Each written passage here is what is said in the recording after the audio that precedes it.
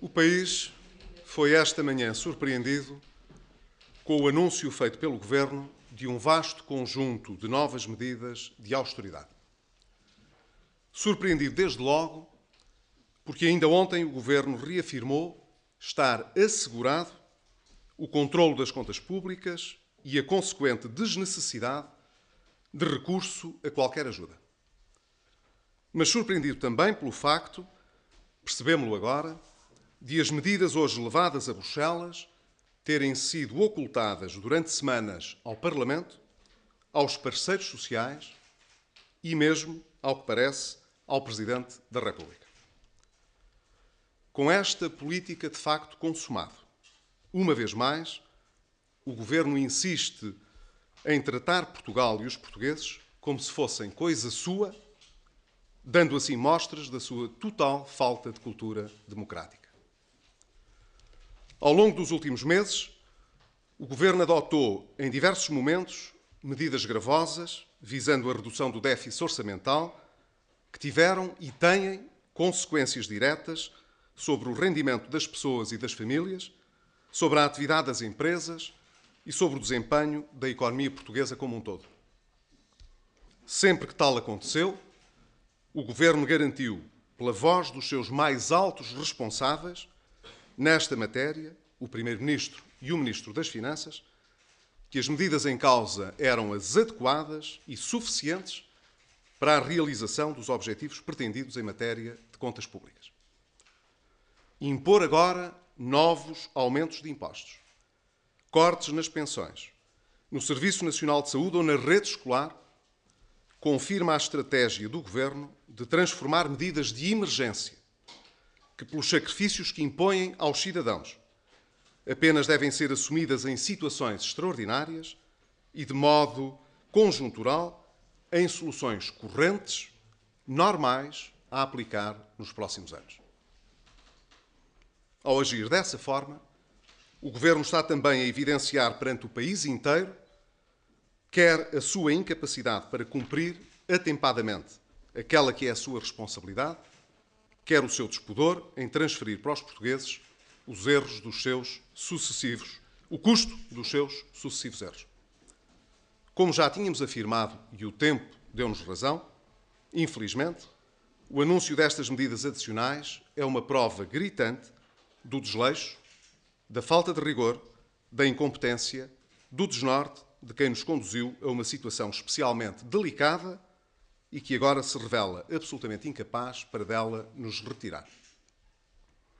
Consciente da gravidade dos tempos que Portugal tem vivido e demonstrando uma atitude de grande responsabilidade, o PSD não hesitou em várias ocasiões em viabilizar medidas difíceis, mas necessárias para combater a crise. Por isso mesmo, importa reiterar que o Governo dispôs e continua a dispor de todos os instrumentos necessários para adotar e adaptar a política económica e a execução orçamental à evolução da conjuntura interna e internacional, para levar a cabo as reformas que urge fazer e para recolocar o país numa rota de crescimento. Não há, portanto, desculpas ou alibis. Se estas medidas adicionais são necessárias, é porque o Governo não soube ou não quis fazer aquilo que a ele e só a ele compete. E o anúncio que hoje foi feito nesta medida não representa mais do que o reconhecimento público que o Governo faz do seu próprio erro crasso. Há muito que o PSD vem dizendo que governar e anunciar são coisas diferentes. Mas o Governo preferiu ignorar os nossos alertas quanto à necessidade de levar a cabo reformas profundas em diversos setores, nomeadamente reduzindo o peso do setor empresarial do Estado e dos organismos e institutos públicos, racionalizando a despesa pública e adequando-a às possibilidades do país e dos portugueses. O resultado desta obstinada inação aí está à vista de todos nós. E é essa e só essa a razão que explica porque a despesa pública continuou a aumentar durante todo o ano de 2010, obrigando, de resto, como é público, à obtenção de medidas extraordinárias, como foi o caso da transferência de fundo, do Fundo de Pensões da Portugal Telecom. Por tudo isto é que se instalou uma profunda desconfiança nos mercados quanto à capacidade do Governo em cumprir os sucessivos compromissos que assumiu. Mas verdadeiramente extraordinário é que as medidas agora anunciadas traduzem uma incompreensível insistência no erro. Porque se volta a lançar exigências adicionais sobre aqueles que sempre são sacrificados. Porque se atacam, uma vez mais, alicerces básicos do Estado Social. Porque se dispara nas mais diversas direções, mas nada se faz para cortar de forma determinada na vasta despesa da máquina do Estado, tantas vezes supérflua ou desnecessária. O PSD não pode, por outro lado, deixar de observar que o Governo, com estas medidas que anunciou, está também a denunciar o acordo que permitiu a viabilização do Orçamento de Estado para 2011, e no qual ele se comprometeu a não proceder a alterações nas deduções fiscais das famílias em matéria de saúde, de educação e de habitação, bem como nas taxas de IVA sobre os bens do cabaz alimentar.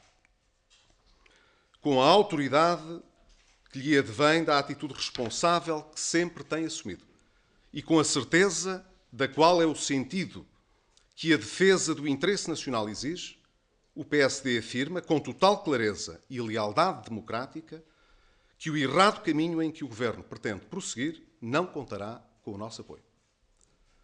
Reforço, se o Governo quer seguir por tal caminho, terá de o fazer sozinho ou buscar o apoio de outros, mas não terá o apoio do PSD. Anos e anos de políticas desadequadas, de soluções erradas e de medidas impensadas conduziram o país ao atual estado de coisas.